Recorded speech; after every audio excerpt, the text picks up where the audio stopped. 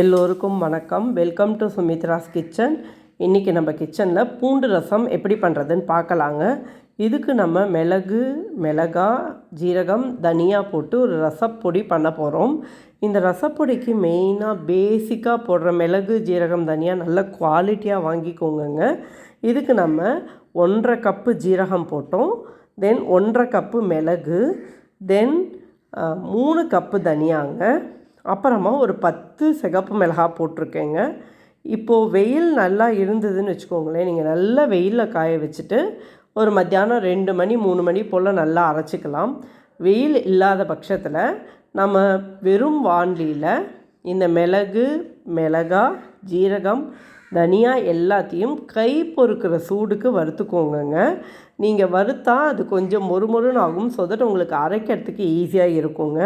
So இந்த வாண்டியில் வறுத்துட்டு கொஞ்சம் கை பொறுக்கிற சூடு வந்தோன்னா ஆஃப் பண்ணிவிடுங்க.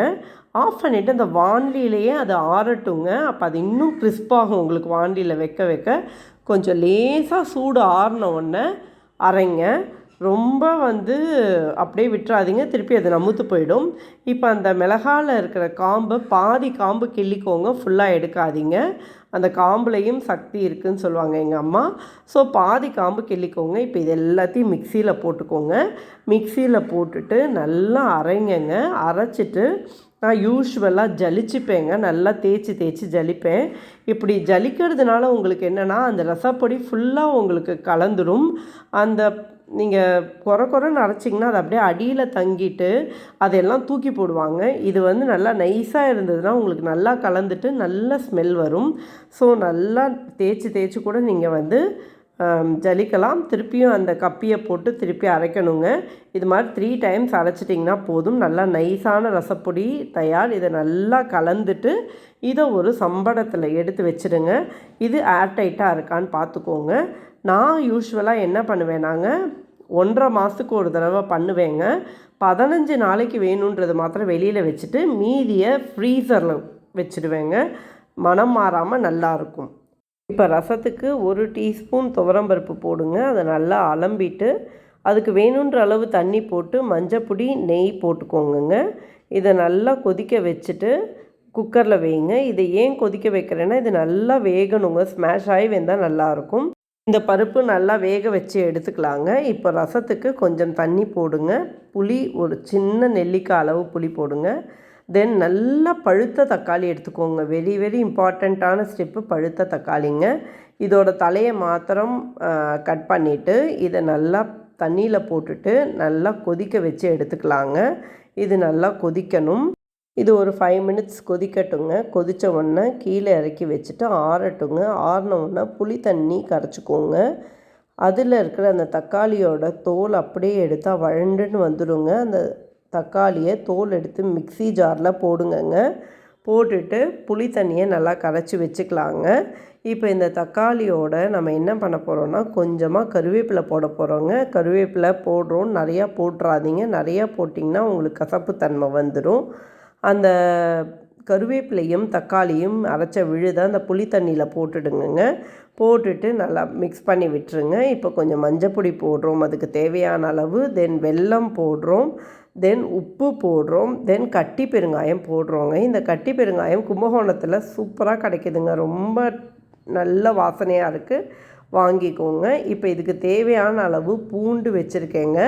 அதை உரிச்சிட்டு அதை நல்லா ஸ்மாஷ் பண்ணி வச்சுக்கிறேன். இப்போது ஒரு வாண்டியில் எண்ணெய் போட்டுட்டு இந்த பூண்டு ஸ்மாஷ் பண்ணதை போட்டு வறுத்து எடுத்து வச்சுக்க போகிறோம்.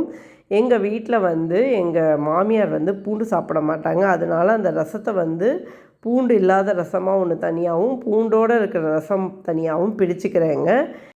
நம்ம மஞ்சப்பொடி உப்பெல்லாம் போட்டோம்லங்க, அதை நல்லா மிக்ஸ் பண்ணி விட்டுட்டு அந்த சின்ன பாத்திரத்தில் பூண்டு இல்லாமல் ரசம் பண்ண போகிறேன். இந்த பெரிய பாத்திரத்தில் பூண்டோட ரசம் பண்ண போகிறேன். இந்த வறுத்த பூண்டை இந்த புளி தக்காளி கலவையில் போட்டுட்டு அந்த வாண்லி அலம்பின தண்ணியும் அதில் போட்டுடுறேன். போட்டுட்டு இப்போது இந்த பாத்திரத்தை எடுத்து அடுப்பு மேலே வச்சு இந்த தக்காளி புளி கலவையை நான் கொதிக்க வைக்க போகிறேங்க. இது நல்லா கொதிச்சுட்டு நல்லா பொங்கி வருங்க. அந்த பொங்கி வர ஸ்டேஜில் நான் ஒரு ஸ்பூன் நம்ம இப்போ பண்ணோம்லங்க ரசப்பொடி, அதை போட்டுட்டு அது கொஞ்ச நேரம் கொதிக்கணுங்க. ஒரு 2-3 நிமிஷம் கொதிச்சா போதும். ஏன்னா ஆல்ரெடி நம்ம லேசாக வறுத்துருக்கோம். ஸோ ஒரு 2லேருந்து 3 நிமிஷம் கொதிக்கட்டும். அதுக்குள்ளே இந்த பக்கம் பருப்பு வெந்துடுச்சுங்க. இந்த வெந்த பருப்பை ஒரு பாத்திரத்தில் போட்டு இந்த பருப்பை நல்லா ஸ்மாஷ் பண்ணிக்கோங்கங்க. இதில் நல்லா 1 கப்பு தண்ணி நல்லா போடுங்கங்க.